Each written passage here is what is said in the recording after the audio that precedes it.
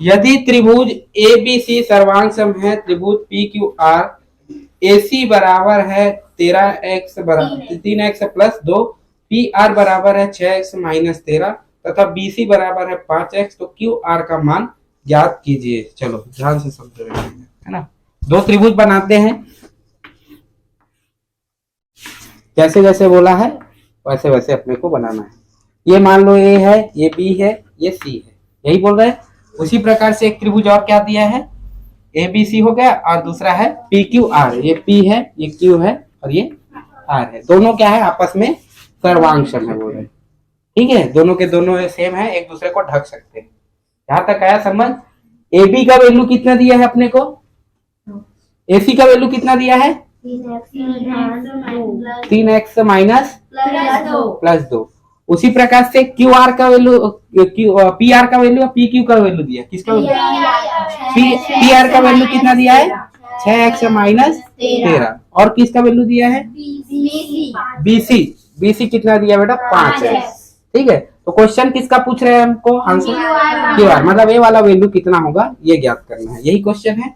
ठीक है, ध्यान से देखो, एक दूसरे को जब ये ढकेगा, पूरी तरह से ढक लेगा, तो कहीं ना कहीं ये वाला रेखा के बराबर होगा कि नहीं होगा, ये बताओ। अभी तो ढक पाएगा ना भाई एक दूसरे को। यदि ये रेखा छोटा रह गया, ये रेखा बड़ा रह गया, तो कहां से ढक पाएगा, एक दूसरे को ढक लेगा क्या। तो कहीं ना कहीं संगत भुजाएं क्या होंगी, आपस में बराबर होते हैं। सर्वांग सम यहाँ पर लिखा है डायरेक्ट, ये दोनों त्रिभुज क्या है, आपस में सर्वांग सम है। जब इसको उठा के मैं इसके ऊपर रखूंगा, तो ये वाला जो त्रिभुज है ये पूरे इसको क्या कर लेगा, ढक लेगा। और यदि इसको उठा के इसमें रखूं, तो भी ये क्या कर लेंगे, पूरी तरह से इसको ढक लेगा। तभी तो सर्वांग सम बोलते हैं कि नहीं बोलते। तो इसका मतलब ये है, जब इसको उठा के यहां रखूंगा, तो कहीं ना कहीं ये भुजा इसके संगत भुजा बनेगा कि नहीं बनेगा, तुम लोग बताओ, इसके संगत भुजा बनेगा कि नहीं बनेगा, क्लियर है। तो इसका मतलब ये वाला लाइन के बराबर होगा कि नहीं होगा, ठीक है। तो कौन कौन सी संगत भुजा सर्वांग सम है, तो ए बी और नहीं ए सी बराबर है किसके, पी आर के, किसके माध्यम से, तो संगत भुजा के माध्यम से, है ना, संगत भुजा से, क्योंकि दोनों क्या है, आपस में संगत भुजा है। किसी को डाउट है यहाँ तक, क्लियर है, आया समझ। चलो, तो ए सी कितना है 3x प्लस 2, पी आर कितना है 6x माइनस 13। यहाँ से 6x का वैल्यू मैं निकाल देता हूँ, x का वैल्यू निकाल देता हूँ। 6x को इधर भेज दूं, या तो माइनस 13 को इधर भेज देता हूँ, तो क्या आ जाएंगे, 2 माइनस है वो प्लस 13, 6x, 3x को इधर भेजूंगा तो प्लस है वो माइनस 3x। किसी को डाउट है क्या, एक तरफ x वाले को रख दिया, एक तरफ बिना x वाले को रख दिया, समझ आया यहाँ तक, ठीक है। 13 और 2 कितना हो जाएंगे 15, माइनस होंगे तो x का वैल्यू चाहिए, 3 एकम 3, 3 पंचे 15, तो x का वैल्यू कितना है बेटा 5। आया कि नहीं आया, यहाँ तक किसी का डाउट है। अच्छा, मैं BC का वैल्यू पूछूं, तो BC का वैल्यू कितना आएगा, BC का x, यहाँ पर BC का वैल्यू दिया 5 है, तो 5 गुणा x के जगह 5 कितना हो जाएंगे बेटा 25। आएगा कि नहीं आएगा। अच्छा, एक बात बताओ, BC किसके बराबर होगा, कौन से रेखा के बराबर होगा, कौन सा, क्यू आर, क्योंकि इसको उठाऊंगा तो इस वाले रेखा को कौन ढक देंगे, पूरे की पूरी ये ढक देंगे। ढकेंगे कि नहीं ढकेंगे, क्योंकि इन दोनों क्या है, आपस में संगत भुजा है, क्लियर है। तो कहीं ना कहीं BC जितना है उतना क्या होंगे, क्यू आर भी वही रहेंगे, होंगे कि नहीं होंगे जी। तो यहाँ भी वैल्यू क्या आ जाएंगे, 5 गुणा 5 इज इक्वल टू 25। और क्वेश्चन में यही पूछा था कि ये रेखा या ये भुजा कितने लंबाई का है, तो भुजा कितने लंबाई का है 25। आ गया समझ, किसी को डाउट, बन जाएगा। चलो, 8वां क्वेश्चन, चित्र में दिए गए बिंदुओं की सहायता से कथनों को कारण सहित समझाते हुए ए बी के बीच की दूरी ज्ञात कीजिए। चलो बेटा, ठीक है, ध्यान से समझना।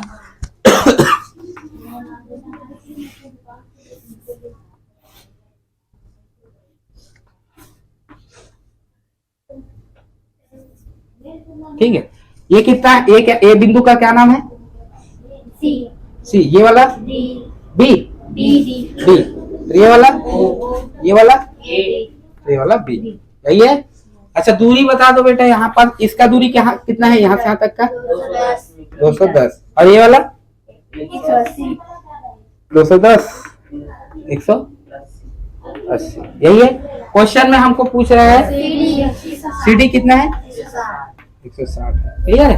क्वेश्चन में हमको पूछ रहा है कि AB की बीच की दूरी बताओ। किसकी दूरी? A और B की दूरी बताना है। ठीक है। तो एक बात बताओ, इसमें ये सर्वांग सम होगा कि नहीं होगा? क्यों? क्योंकि देखो 180 दो त्रिभुज दिख रहा है, त्रिभुज नंबर 1 त्रिभुज नंबर 2, यही है कि नहीं बेटा? तो त्रिभुज नंबर 1 और त्रिभुज नंबर 2 में ध्यान दो। तो यहाँ पर देखा जाए तो एक ये इसमें देखा जाए तो ए वाला भुजा बराबर है ए वाले भुजा के। समझ आ रहा है? दोनों त्रिभुज में एक भुजा बराबर हो गए। दूसरे में देखे तो ये भुजा बराबर है ये वाले भुजा के।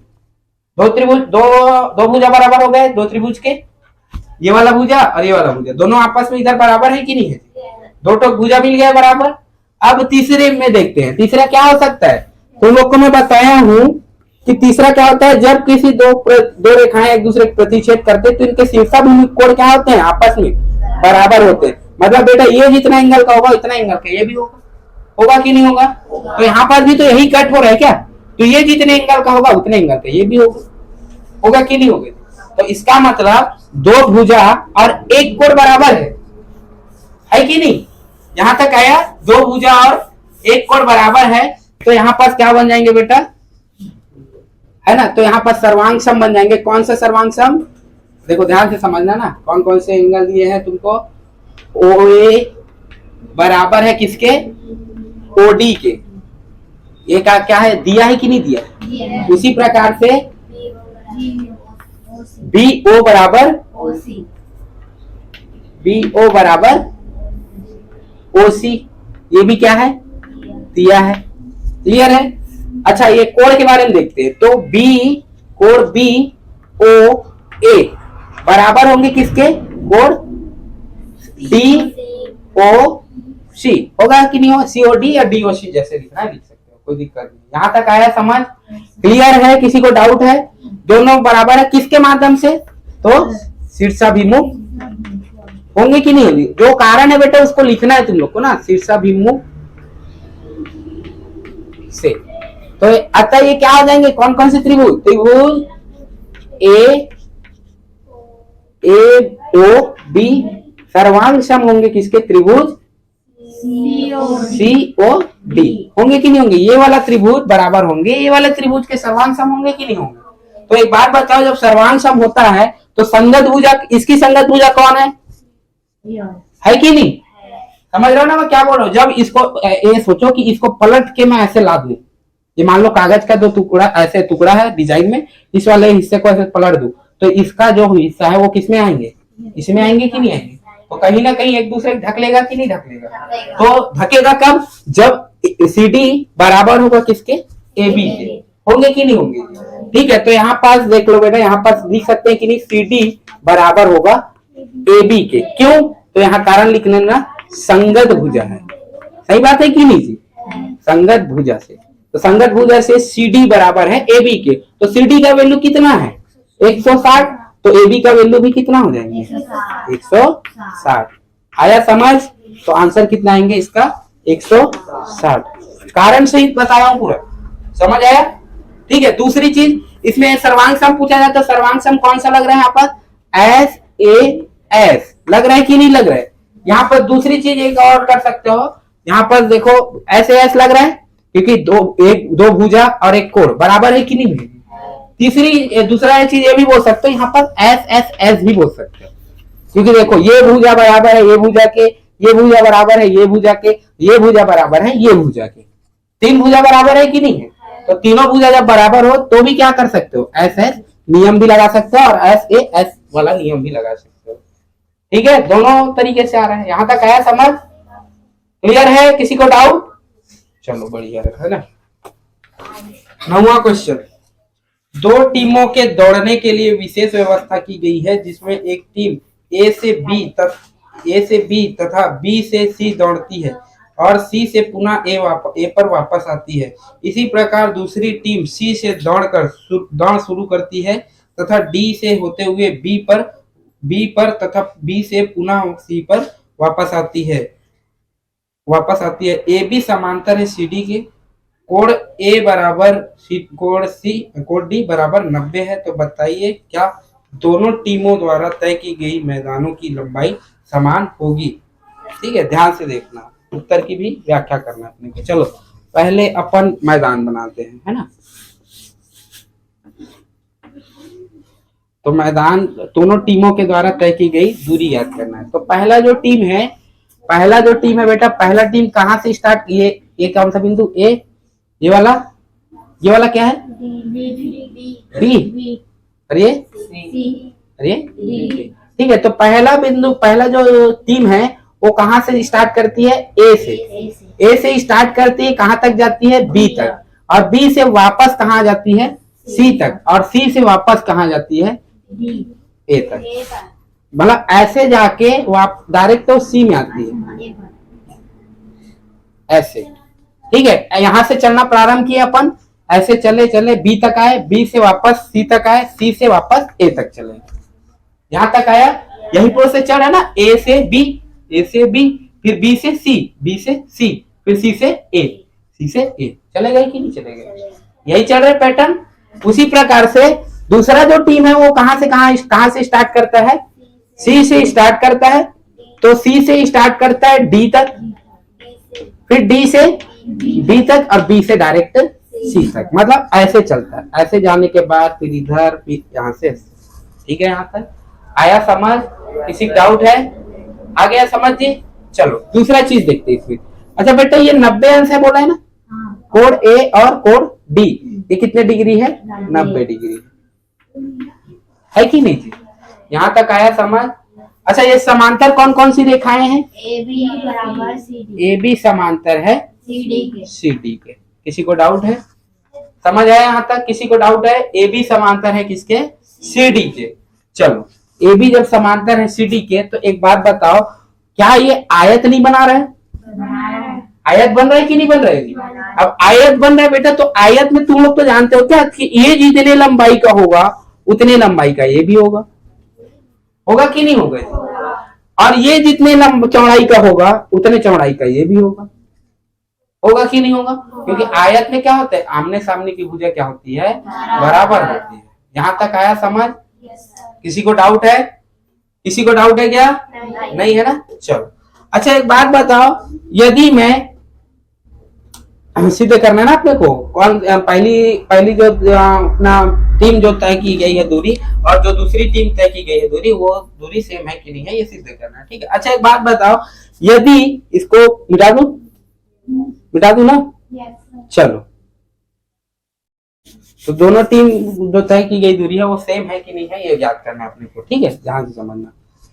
चलो पहला टीम के लिए दूरी देखते हैं। तो पहले टीम के लिए दूरी देखो बेटा, तो पहले टीम के द्वारा तय की गई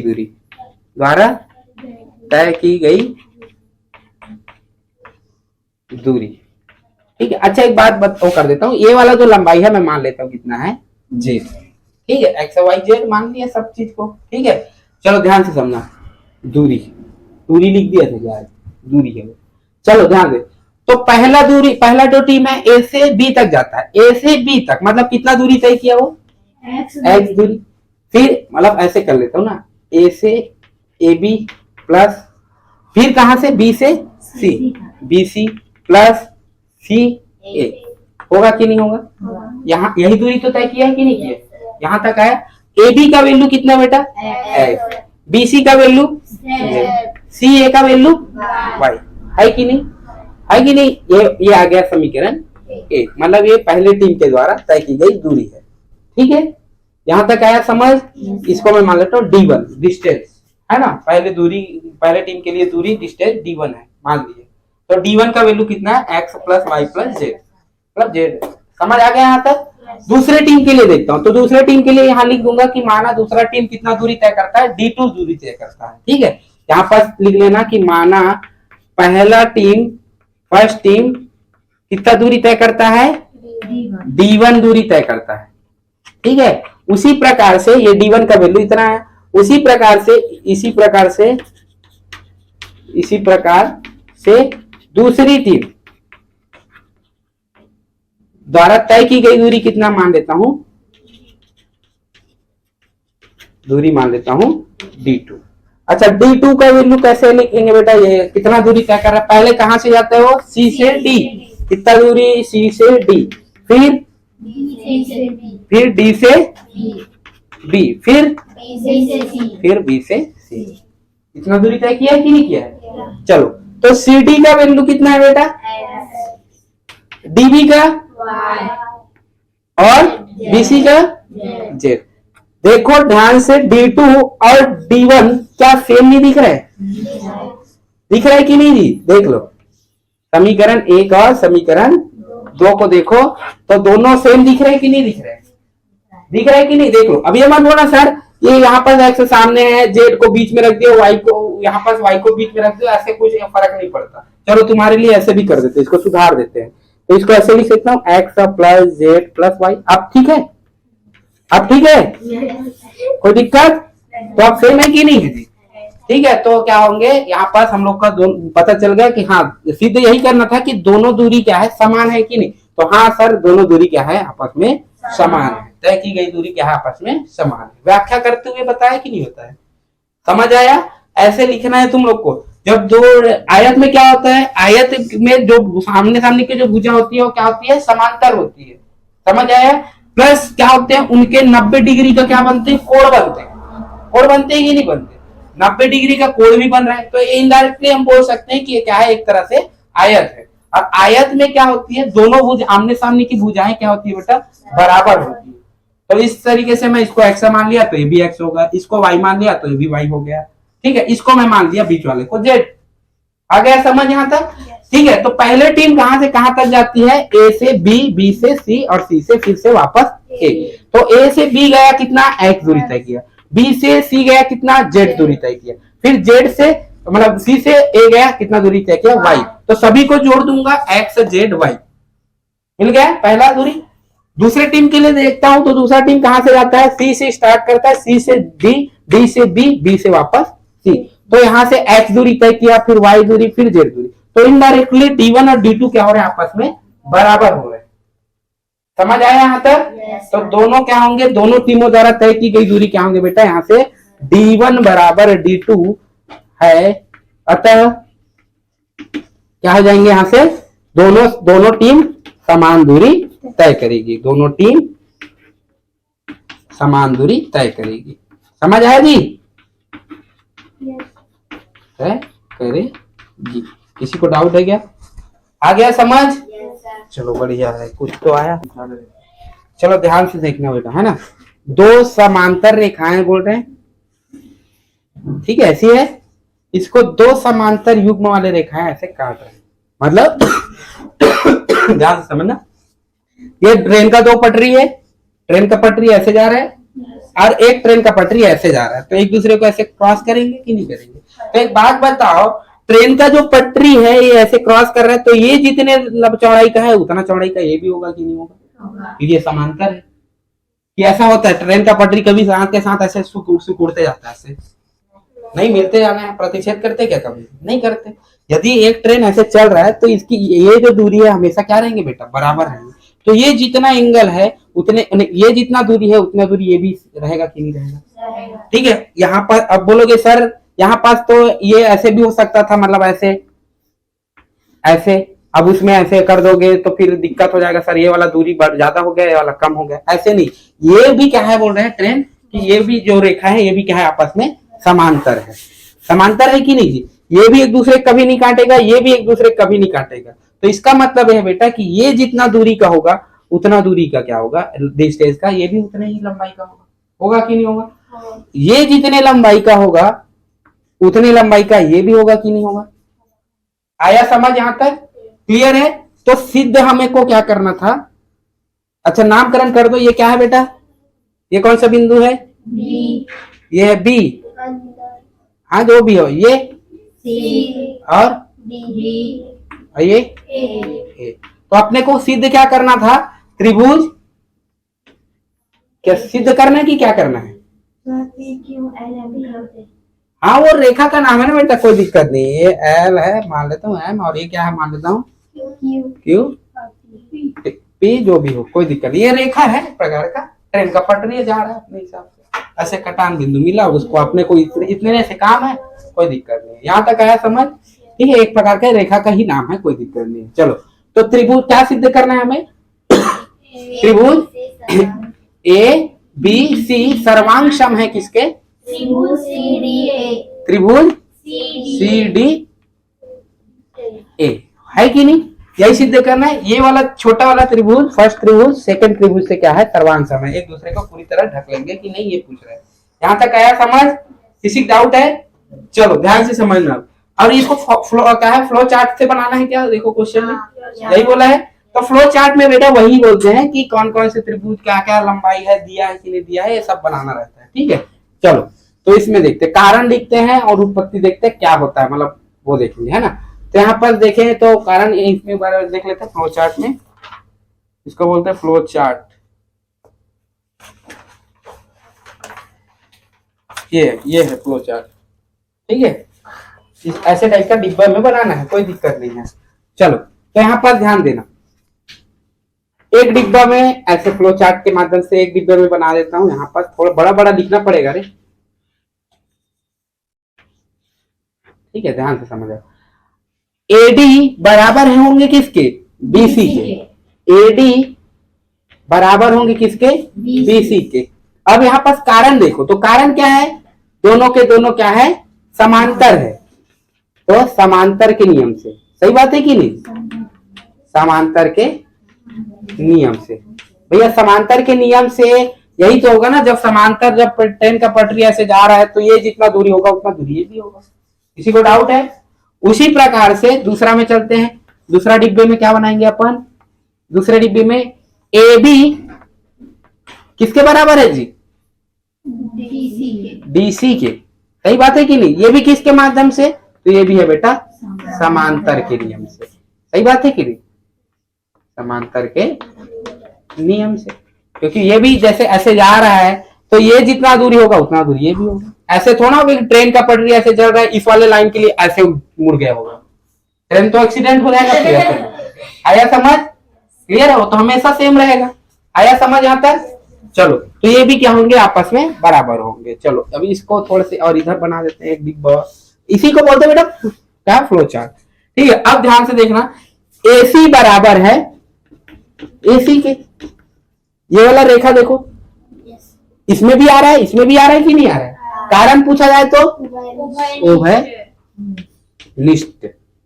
उभयनिष्ठ भुजा। आया समझ यहाँ तक जी? क्लियर है? चलो तो बेटा अब बताओ, दो भुजाएं और तीन भुजाएं, तीन भुजाएं बराबर हो गई कि नहीं हो गई? तो तीन भुजाएं जब बराबर हो जाते हैं तो कौन सा नियम लगता है? सर्वांग सम, एस एस एस। तो यहाँ इस कारण से यहाँ पर इस वाले जो है ना, इस चार्ट को ऐसे मिला देना और यहाँ एक और डिब्बा बनाना। इस डिब्बे में क्या रहेगा? त्रिभुज ए बी सी सर्वांग सम होंगे किसके? त्रिभुज सी डी ए। कारण पूछा जाए तो कारण क्या होंगे बेटा? कि एस एस एस सर्वांग समता से। किसी को डाउट है बेटा यहाँ तक? तो फ्लो चार्ट में समझ आया?